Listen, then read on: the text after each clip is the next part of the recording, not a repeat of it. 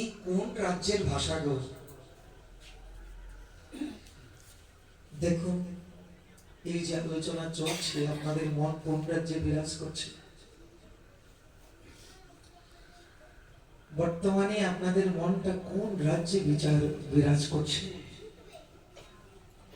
এই সমস্ত আলোচনা আমাদের এত অঞ্চলে একেবারেই বিরল, নাই বললেই চলে।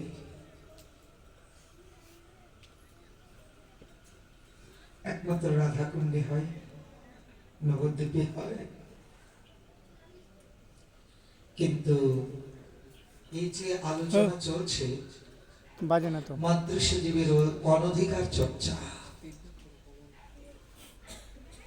মাতৃশজীবের এই আলোচনা করার অধিকার নাই, অনধিকার চর্চা করছে। তো যদি ওই অধিকার নাই তাহলে করছেন কেন? লোভে করায়। লোভ যখন জাগে না,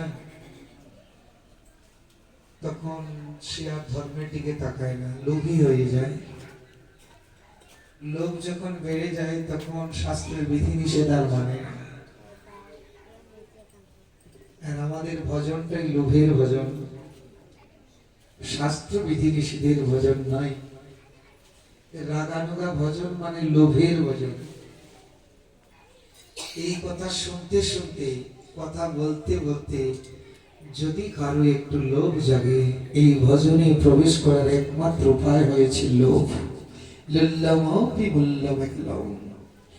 এই রাজ্যে প্রবেশ করার একমাত্র পুঁজি, একমাত্র উপায় হয়েছে লোভ। যদি কারো হৃদয়ে একটু লোভ জেগে গেল, তো আপনি সেই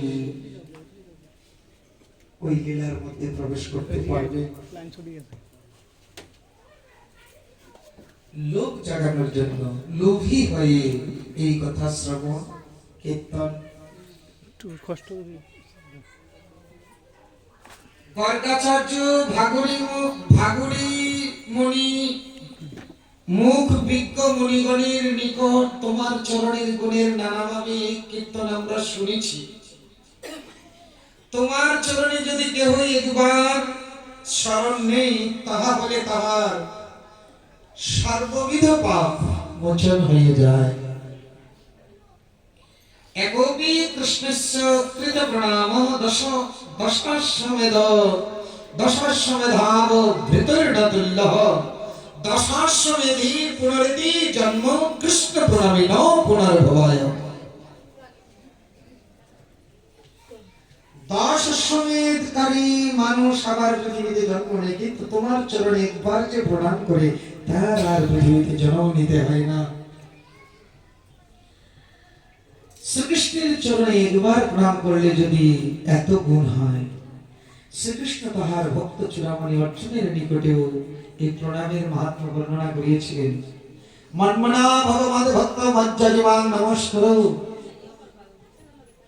অর্জুনকে বলছিলেন, মামেবস্য সত্যন্তি প্রতিজানি প্রিয়সী মে।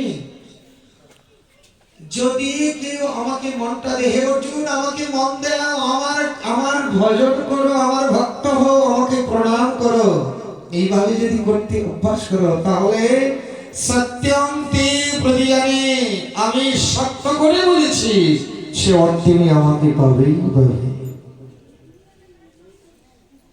ভগবানকে প্রণাম করতে অভ্যাস করতে হবে। ব্রজরমণীগণ শ্রীকৃষ্ণকে বললেন, হে প্রিয়, তোমার চরণে প্রণত হইলে সর্ববিধ পাপ তাপের অবসান। ইহা আমরা বিজ্ঞজনের মুখে ভুড়ি ভুড়ি শুনেছি, সত্যশাস্ত্র প্রমাণিত ভুড়ি ভুড়ি আমরা শুনেছি। অতএব তুমি আমাদের উপর প্রসন্ন হও, আমরা তোমার চরণে চিরতরে প্রণত হইলাম। আমাদের সর্ববিধ অপরাধ ক্ষমা করো, আমাদের তোমার অদর্শন জনিত তীব্র তাপ থেকে আমাদেরকে রক্ষা করো। আমরা বাঁচতে পারছি না, মনে হচ্ছে প্রাণ যাবে। কোন অপরাধী যদি তোমার চরণে প্রণত হয়, তাহলে তো তুমি তাহার দুঃখ মোচন করো। তোমার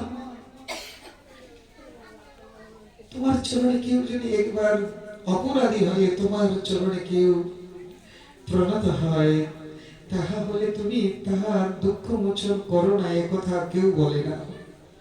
কেননা নলকূপের মণিগ্রীব বড় অপরাধী ছিল, তোমার চরণে নত হয়ে তারা কৃতার্থ হয়েছে।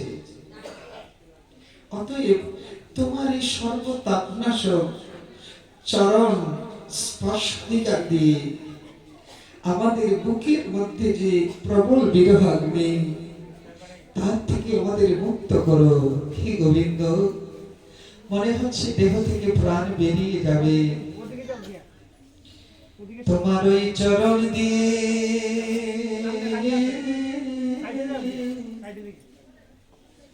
শীতল করো,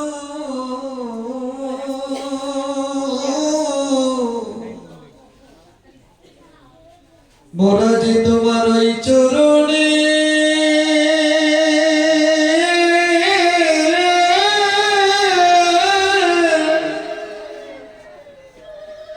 তোমার ওই চরণে শোভেছি,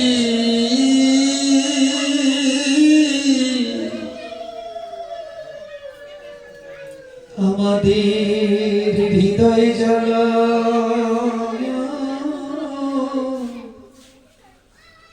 শীতল করো,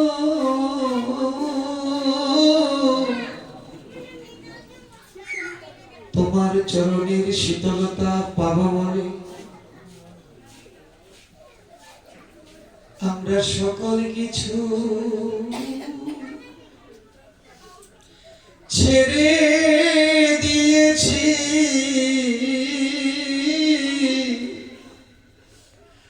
তোমার ওই চরণ,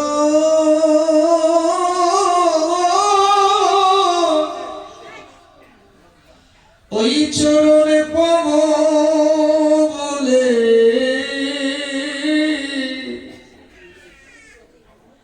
মোরা যে সকল কিছু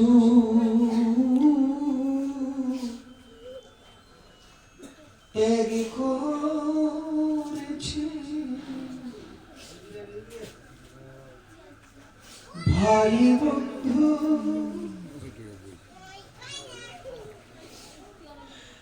ভাই বন্ধু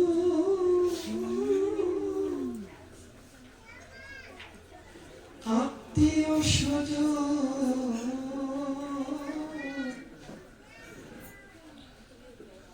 আমরা যে সকল কিছু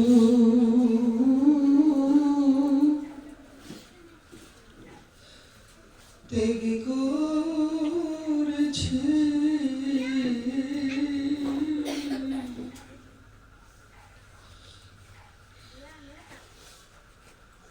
ভাই বন্ধু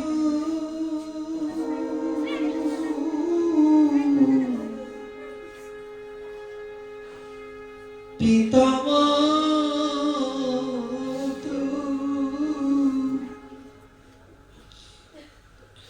আমরা যে সকল কিছু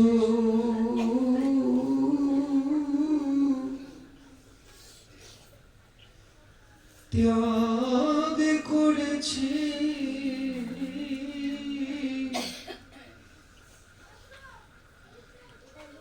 তোমার ওই চরণে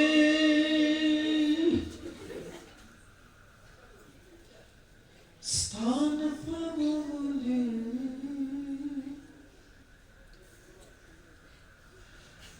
আমরা যে সকল কিছু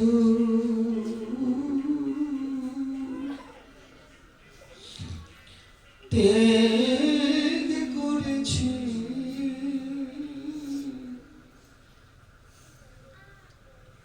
আমরা সব কিছু ত্যাগ করে এসেছি তোমার চরণে। গৃহ সংসার, ভাই বন্ধু আত্মীয় স্বজন সব কিছু ত্যাগ করেছি তোমার চরণের পরশ পাবো বলে। এখন তুমি যদি আমাদের ত্যাগ করো, তাহলে আমাদের গতি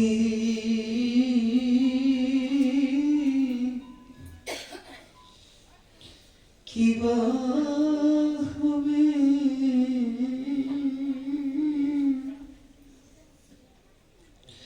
হে গোবিন্দ, আমাদের গতি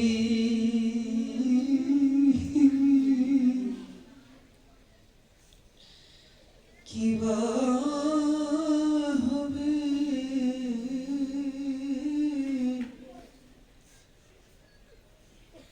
সংসার ছেড়ে আসলাম, তোমার থেকেও বঞ্চিত হলাম। গোবিন্দ হে, তোমার তোমার সেবায় বঞ্চিত দেহ নিয়ে আমাদের বেঁচে থেকে কি লাভ বলো?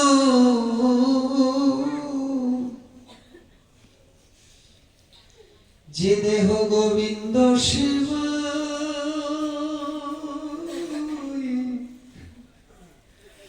লাগবে না গো,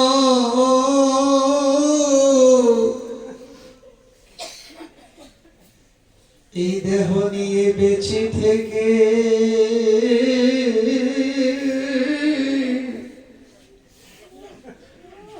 কি লাভ বলো?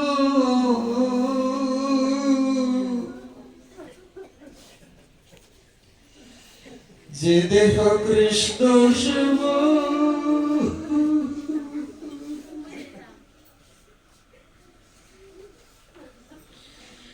যে দেহ কৃষ্ণ সেবা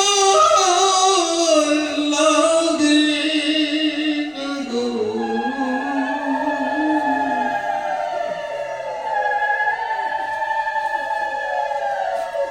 এই দেহে বেঁচে থেকে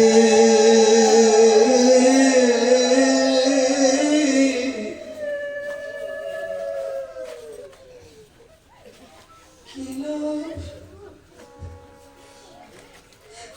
কি লাভ বলো?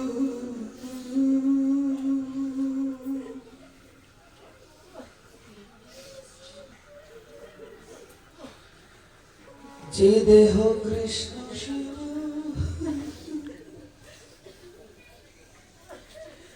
কৃষ্ণ সেবা লাগবে না গো,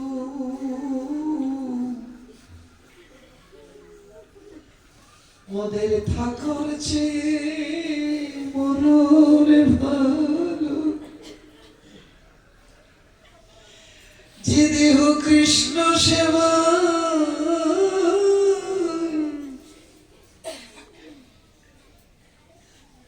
লাগবে না গো,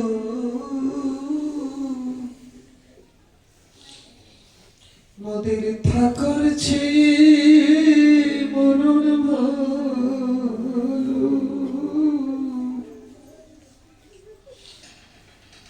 বলো বেঁচে থেকে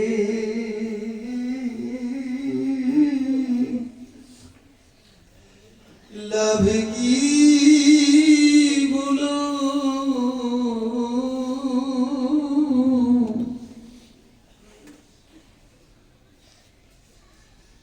তুমি যদি আমাদেরকে গ্রহণ না করো,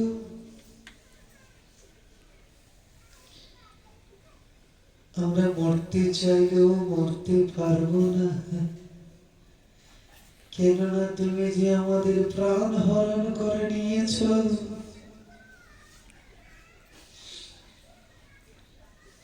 এমন করে রেখেছ আমরা ভালো করে জীবন ধারণ করতে পারবো না, আবার মরতে চাইলে মরতেও পারবো না, সংসারও করা হবে না আমাদের দ্বারা। তুমি এমন করে রেখেছ আমাদের জিয়ন্তে মোরা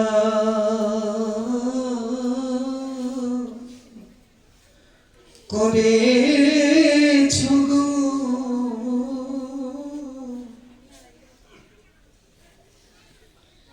আমাদের জিয়ন্তে মোরা করেছ গো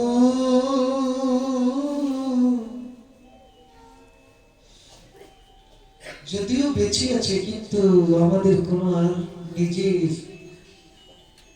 নিজের কোনো সাধ্য সামর্থ্য স্বতন্ত্রতা কিছুই নাই। সব কিছু হরণ করে নিয়েছ, কেবল বাকি আছে শুধু এই দেহটা।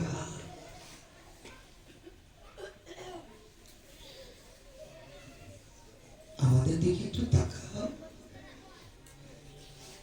আমরা যে আর কারো নয়, আমরা যে তোমার চরণে সমর্পিত, আমরা যে তোমারই গোবিন্দ, আমরা যে তোমার ছাড়া আর কারো না।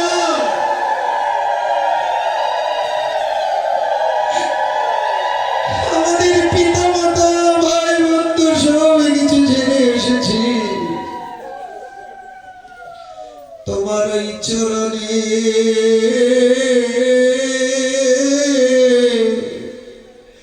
সব শুনেছি। আমাদের দেহ মন প্রাণ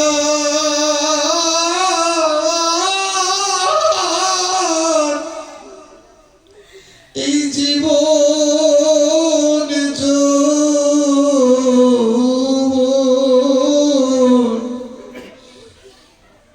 আমরা যে তোমার ওই চরণে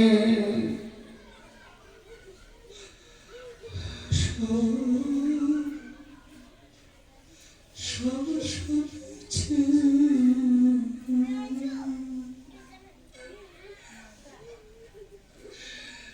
এই দেহ মন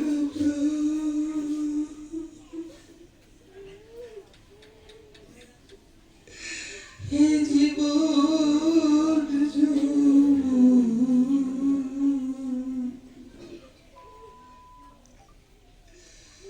গোবিন্দ তোমার হলাম বলে এই দেহ মন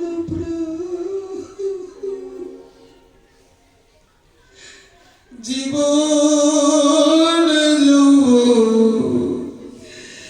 হে গোবিন্দ তোমার হলাম বলে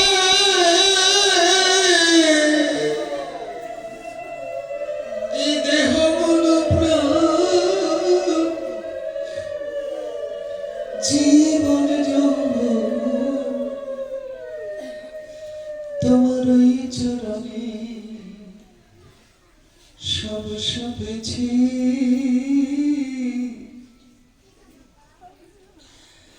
আমরা আলা ভোলা গোয়ালিনী, আরে মুনি ঋষিরা পর্যন্ত তোমার চরণে সব কিছু সঁপে দেয়, আর আমরা তো আলা ভোলা গোয়ালিনী।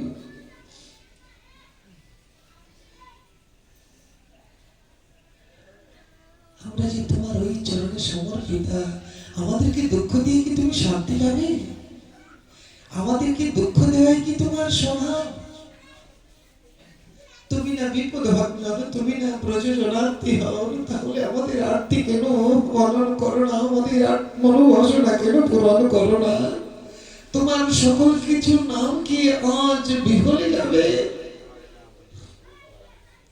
তোমার সকল কিছু নাম কি আজ বিফলে যাবে? রক্ষা করো, দেখা দাও, শুধু দেখা নয়, গভীরা তন্ময় হয়েছে। এমনকি কৃষ্ণ বিরহে তারা বিভিন্ন লীলার অনুকরণ করতে লাগছে। কেউ পুতনা, কেউ অঘাসুর, কেউ বকাসুর, কেউ কৃষ্ণ, কেউ রাখাল বালক, এরকম হয়ে যতগুলো লীলা হয়েছে সব লীলার অনুকরণ করতে লেগেছে। ব্রজগোপীদের কথা তো সবার ঊর্ধ্বে, তারা তন্ময়া, এমন তন্ময়া গোবিন্দের চরণে সমর্থ থাকলে এত এত বিরহ আপনি মহাজন কত ভাবে প্রকাশ করেছে। অল্প বয়সে মোর শ্যামর সে জোর জোর। রাধারানী বলছে অল্প বয়সে মোর ওই শ্যামর সে জোর জোর। আমার না জানি কি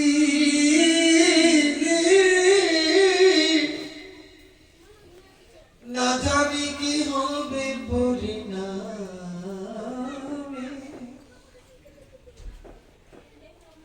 আমার না জানি কি হবে রে এই বয়সে এমন হলো।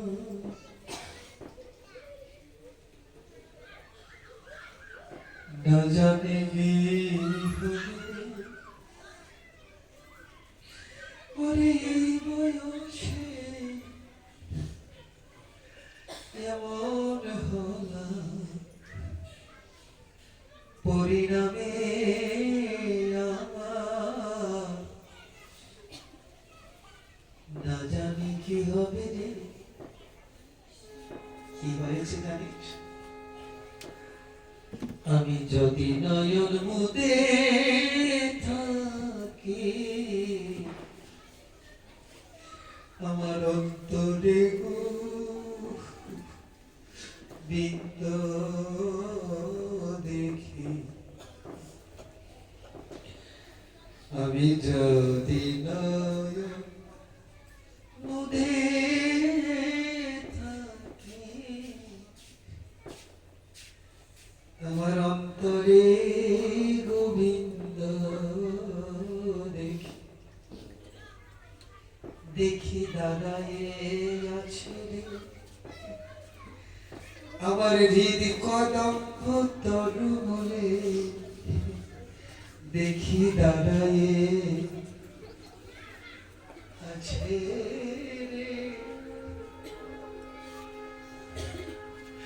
আমার হৃদ কদম্ব তরু বলে। ওই মোহন মুরলী লয়ে দেখি দাঁড়াই আছে আমার নয়ন মেলিয়া দেখি শ্যামে।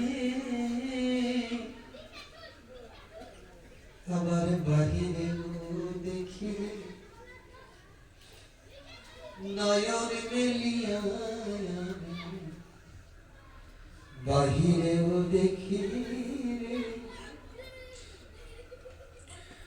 আমি যদি চলে যাই পথে দেখি সামনে চলে মোর সাথে সাথে। আমার চরণে চরণ ঠেকাই না দেখি আমার সাথে সাথে যায় রে। আমার চরণে চরণে ঠেকাইয়া দেখি সাথে সাথে যাই রে। অমনি ভ্রমেতে ভিড়াখি কিন্তু কেউ তো সঙ্গে নাহি দেখি। মরে থাকি যেন মরছিয়া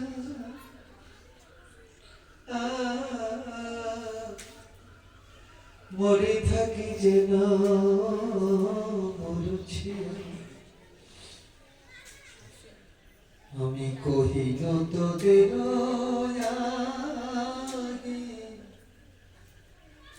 বড় দাগা পেনা শ্যাম দাগে। এছাড়া জীবনের কি বলে কি বাদাম আছে রে কৃষ্ণ বিনে মোর জীবনে বলে কি বাদাম আছে রে তিল তুলসী দিয়া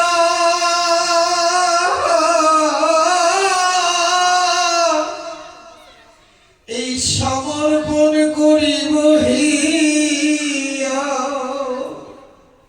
আমি ওই চরণে শোভে দেব তিল তুলসী দিয়া প্রাণী গোবিন্দের রাঙা বলে বলি ওই চরণে শোভে দেব তিল তুলসী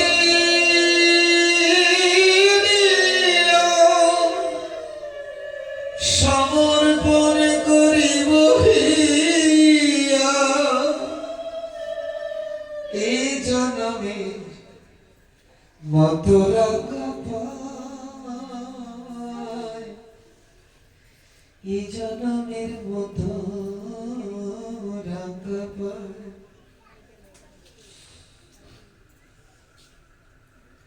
আমি যোগিনী হইয়া যাব শ্রবণে কুণ্ডল দিব ইচ্ছার গৃহ পরিহরি আমি হেছার গৃহে আরে রইব না আমি যোগিনী হইয়া যাব এই হেচার গৃহে আরে থাকব না যোগিনী হইয়া যাব শ্রবণে কুণ্ডল দিব এছার গৃহ পরিহরি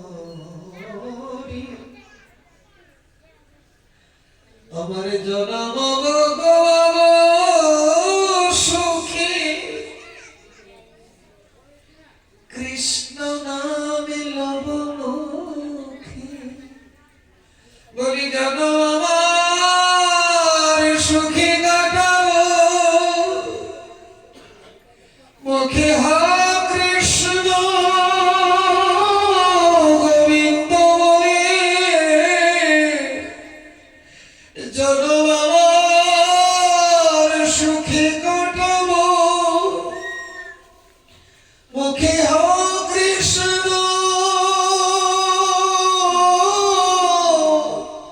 গোবিন্দ বলে এই জনম সুখে কাটাব কৃষ্ণ নামে লব মুখে জনম গোয়াব সুখে যদুনাথ কয় এই বাঞ্ছা করি বলি আমার মনে এই বাসনা কি বাসনা আমি কৃষ্ণ নামে কাটিয়ে দিব আমার মনে এই বাসনা আমি হরি নামে কাটিয়ে দিব আমার ওই সারা আমি কৃষ্ণ নামে কাটিয়ে দিব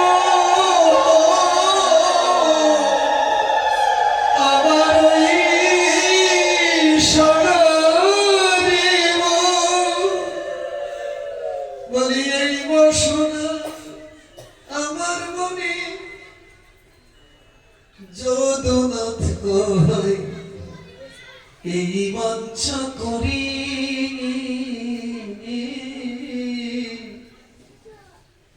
যদুনাথ কই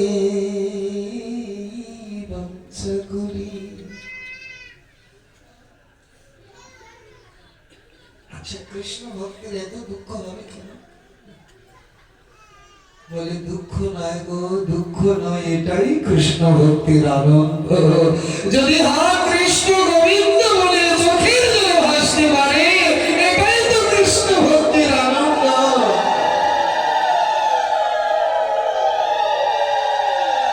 এই জনজগতে মানুষের মান সম্মান পাওয়ার থেকে, এই জনজগতের মানুষের ভালোবাসা পাওয়ার থেকে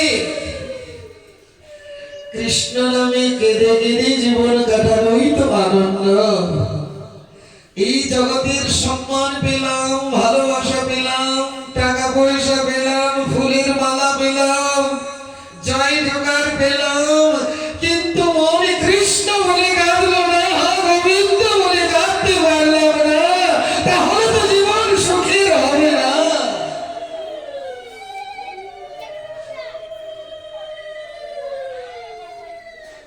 কৃষ্ণ ভক্তের যদি দুঃখ হয় তাহলে এটা ভগবানের কৃপা, আর যারা ভক্ত নয় তাদের দুঃখ সেটা পূর্ব জন্মের অপরাধ। আর কৃষ্ণ ভক্তের দুঃখ সেটা ভগবানের কৃপা। যদি কোনো ভক্তের জীবনে দুঃখ আসে, বুঝবেন যে ভগবান কৃপা করেছে। ভক্তির দুঃখ ভগবানের কৃপা।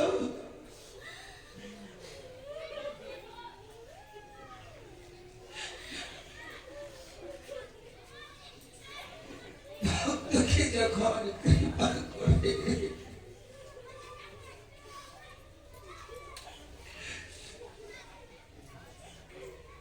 ভক্তের উপর যখন কৃপা হয়,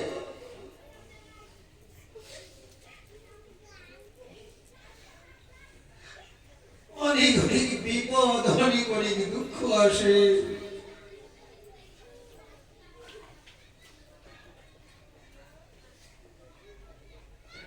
ভগবান তাকে কৃপা করে।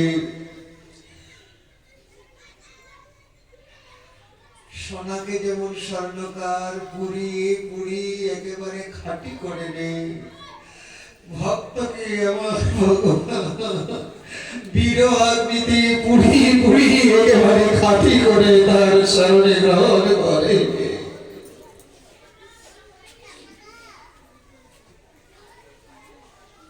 একেবারে খাঁটি সোনার মতো করে নেয়।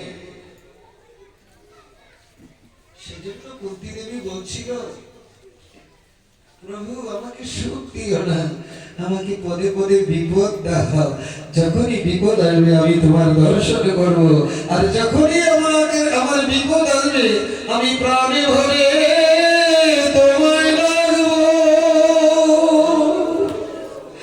বলি পদে পদে বিপদ আসলে আমি প্রাণে ভরে তোমায় ডাকবো, আর সুখ পেলে তোমায় ভুলে যাব, সুখ পেলে তোমায় ভুলে যাব।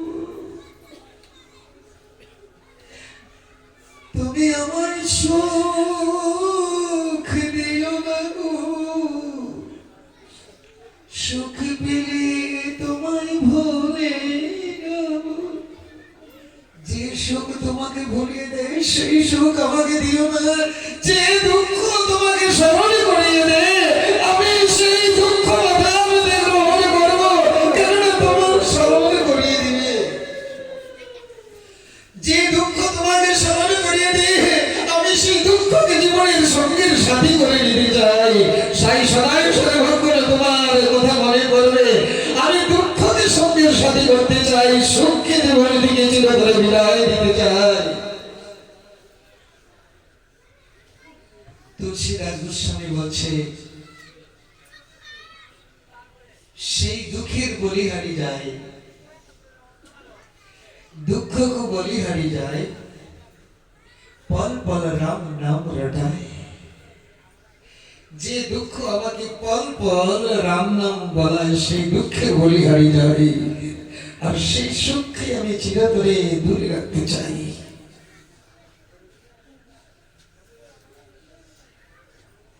নাহলে ভগবান কৃষ্ণ ভক্তদেরকে এত ব্যথা দিবে কেন?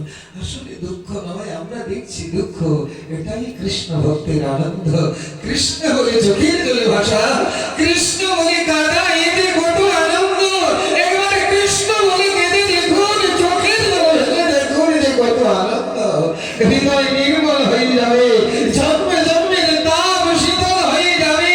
এই ত্রিতাপ যারা যতই দুঃখ সুখ থাকুক না কেন, হ্যাঁ কৃষ্ণ গোবিন্দ বলে যদি কামড় চোখের জলে ভাসুন, হৃদয় শীতল হয়ে যাবে।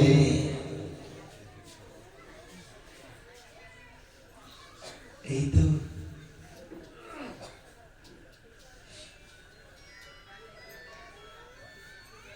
কৃষ্ণ ভক্তের দুঃখ ভগবানের কৃপা। ভগবান বলছে আমি যাকে কৃপা করি আস্তে আস্তে তার সব কিছু নাশ করে দেবে।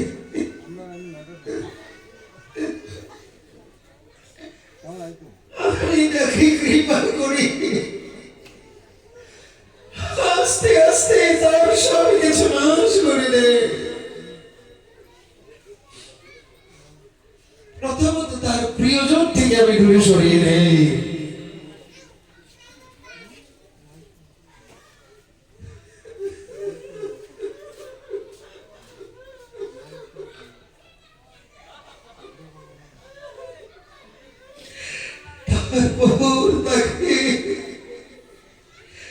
যদি তার ধন সম্পত্তি থাকে তাও গ্রহণ করে নেই। যখন আর তার কিছু থাকে না, যে করি আমার আমি তার করি সর্বনাশ। কিছু তার কাছে রাখি না, যেন আমাকে ছাড়ার ভক্তের কিছু থাকে না, তাই আমি তাকে এমন করে নেই।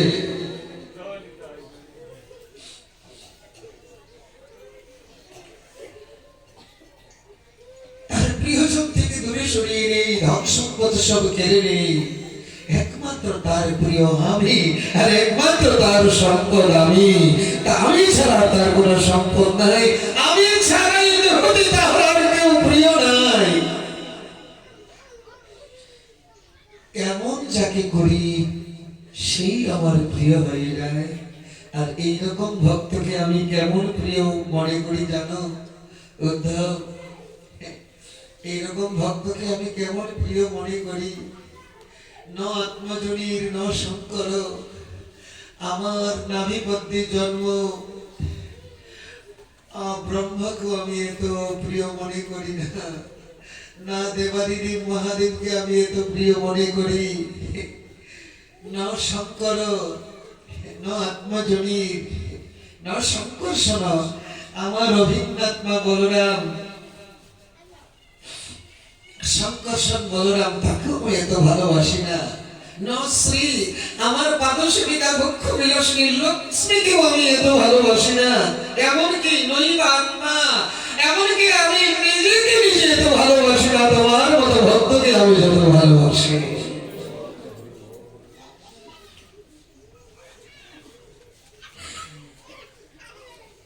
সবকিছু নাশ করে ভগবান তার ভক্তকে নিজের করে নেই, কাছে নিয়ে নেই। দুঃখ মনে করবেন না, ভগবানের কৃপা।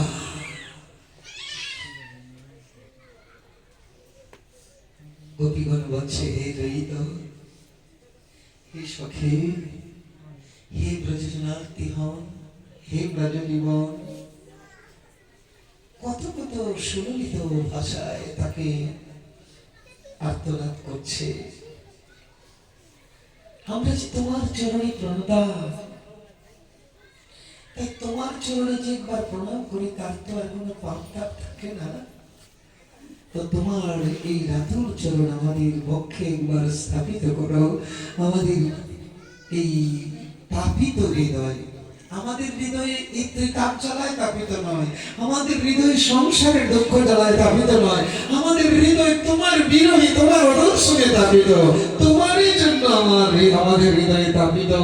তাই তোমার বিরহাগ্নি আমাদের বুকে দাউ দাউ করে যাচ্ছে, যেমন তেমন জ্বলা নয়। হে গোবিন্দ, সেটা তুমি বুঝবে না, কেননা তুমি তো কাউকে ভালোবাসোনি, সেজন্য বুঝবে না। তুমি হয়েছ বিষয় আর আমরা হয়েছি আশ্রয়। তাই বিষয় জাতীয় তো আশ্রয় জাতির সুখ অনুভব করতে পারবে না। তুমি হয়েছ ভালোবাসার বিষয় আর আমরা হয়েছি ভালোবাসার আশ্রয়। তাই তুমি বুঝবে না আমাদের হৃদয়ে যে তোমার বিরভাগ্নি কেমন করে দাউ দাউ করে জ্বলছে, সেটা তুমি বুঝবে না। সেই জন্যই তো গোবিন্দ বলছে, ন পাড়ায়হং নিরবদ্ধ সন্দিদং সাধুকৃত্যং বিবুধায়ু স্বামীব। হে গোপীগণ, তোমাদের ভালোবাসার কাছে আমি ঋণী হয়ে গেলাম। আমি গীতায় প্রতিজ্ঞা করেছিলাম যে যথামাং প্রপদ্যন্তি তাং তথৈব ভজাম্যহম। আমি গীতায় প্রতিজ্ঞা করেছিলাম যে আমাকে যেভাবে ভালোবাসে আমি তাকে সেইভাবে ভালোবাসি, কিন্তু সেই প্রতিজ্ঞা ভঙ্গ হইল গোপীর ভজনে। তোমাদের ভালোবাসায় আমার সেই প্রতিজ্ঞা ভঙ্গ হয়ে গেল। তোমরা যেভাবে ভালোবেসেছো আমি তোমাদেরকে সেইভাবে ভালোবাসতে পারলাম না। ন পারে অহং, কথা দিয়ে যদি কথা রক্ষা করতে না পারা যায় তাহলে তার সাধুত্ব নষ্ট হয়। তাই সসাধু কৃত্যং না পারে অহং সসাধু কৃত্যং, আমার সাধুত্ব আমি রক্ষা করতে পারলাম না। এমনকি অনেকদিন চেষ্টা করে পারবো না। কতদিন বিবুধায়ু শাপিব, আমি যদি দেবতার পরমায়ু পাই তবু তোমাদের ঋণ শোধ করতে পারবো না, কিন্তু ঋণ শোধ করার চেষ্টা ছাড়বো না। তোমাদের ঋণ শুধিবারে আমি যাইব নদিয়া নগরে, জগন্নাথ মিশ্রের ঘরে সচি গর্ভে জন্ম লইব। আর সেদিন আমি চেষ্টা করব তোমরা যেভাবে বৃন্দাবনে পথে পথে হা কৃষ্ণ গোবিন্দ বলে কেঁদেছ, আমিও সেদিন নবদ্বীপের পথে পথে বলি কেঁদে কেঁদে বেড়াইব, মুখে জয় রাধে শ্রী রাধে বলে ওই নবদ্বীপের পথে পথে সেদিন কেঁদে কেঁদে বেড়াইব। কেন গোবিন্দ গৌরাঙ্গ হবে ওই গোপীদের ঋণী হয়ে ঋণ শোধ করার জন্য। না হলে কোন ভগবান তো এমন কাঁদে নাই। রামচন্দ্রকে কেঁদেছে, অযোধ্যাবাসীকে কাঁদিয়েছে, কিন্তু রামচন্দ্র তো কাঁদে নাই। কৃষ্ণকে কেঁদেছে, এই বৃন্দাবনবাসীকে কাঁদিয়েছে, কিন্তু কৃষ্ণকে কেঁদেছে। কিন্তু আমার গৌর হরি এত কেঁদেছে, এত কেঁদেছে, চোখ দিয়ে পিচকারির মতো জল বের হতো। মহাপ্রভুর আশেপাশে যারা থাকতো চোখের জলে সবার অঙ্গ ভিজে যেত, এমন ভাবে জল বের হতো। কেন? বলে ওই যে গোপীদের প্রেম ঋণ। মহাজন বলছে, হে গৌর হরি, তুমি একা একা যদি কাঁদো তাহলে ঋণ শোধ হবে না। তুমি ভগবান হলে কি হবে? তোমার ক্ষমতা নাই ঋণ শোধ করা। তুমি একা একা কাঁদলে ঋণ শোধ হবে না। তাই এক কাজ করে অনেকজনে মিলে যদি চেষ্টা করি তাহলে ঋণ শোধ হতে পারে। তুমি একা কাঁদলে হবে না, এই জগৎবাসীকে তুমি কাঁদাও, এই জগৎবাসীকে নিয়ে কাঁদো, মুখে হা কৃষ্ণ গোবিন্দ বলে এই জগৎবাসীকে নিয়ে কাঁদো। তুমি একা হরিনাম করলে ঋণ শোধ হবে না, এই জগৎবাসীকে হরিনাম করাও। আর জগৎবাসী যদি হরিনাম করে, জগৎবাসী যদি হরিনামে কাঁদে, তবে তোমার ঋণ শোধ হতে পারে। সে গোবিন্দই তো গৌরাঙ্গ হলো। গোবিন্দের গো আর রাধা রানীর রা। তাই তো হলো গৌরা। তো এই ব্রজের গোপীদের ভাব গৌর হরি নিয়ে এসেছে এই কলির জীবকে দান করার জন্য, কিন্তু আমরা সেই সম্পদ থেকে বঞ্চিত।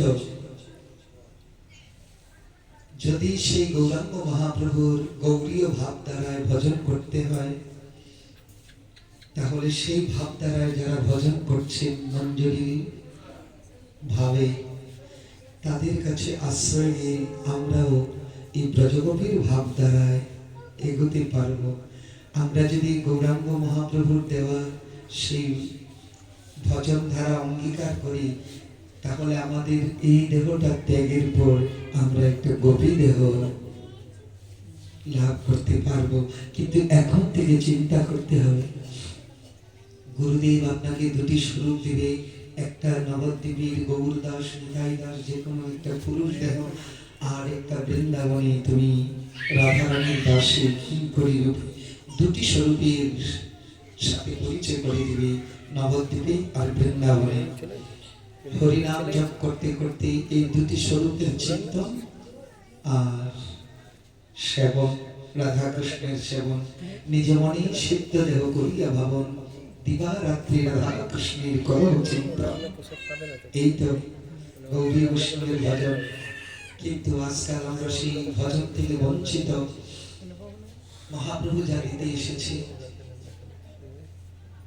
সেখান থেকে বঞ্চিত। যদি সেই ভজন আপনারা পেতে চান, আমাদের এত অঞ্চলে তো সেই ভজনের বালাই নাই। যতই যা দেখুন, একমাত্র রাধাকুণ্ডের কোন মহাত্মার চরণে যদি আশ্রিত হন, বা নবদ্বীপের কোন গোস্বামী সন্তানদের চরণে যদি আশ্রিত হন, তবে এই মহাপ্রভুর ভাব দ্বারা আমরা ভজন করার সৌভাগ্য হতে পারে। নতুবা মহাপ্রভুর সেই ভজন ধারা থেকে এই জন্মে তো বঞ্চিত হব, আর এই জন্ম যদি বঞ্চিত হয়ে যায়, তাহলে যে আর কত জন্ম যাবে তার কোনো ঠিক নাই, অত্যাচার। এই জন্ম যেন বিফলে না যায়, আমরা গোপী ভাব অঙ্গীকার করে ভজন শুরু করতে হবে। দেরি করলে হবে না। যে যে অবস্থায় আছে, কেউ ৮০ বছর, কেউ ১০ বছর, এখন থেকে শুরু করুন। ভজন না করা পর্যন্ত এখনো আমরা জাগিনি, এখনো ঘুমিয়ে আছি। এই যে পাঠ শুনছি, বসে আছি না, ঘুমিয়ে আছি। এখনো ঘুমিয়ে আছি, বসে আছি যে বলে না, বসে থাকলেও ঘুমিয়ে আছি।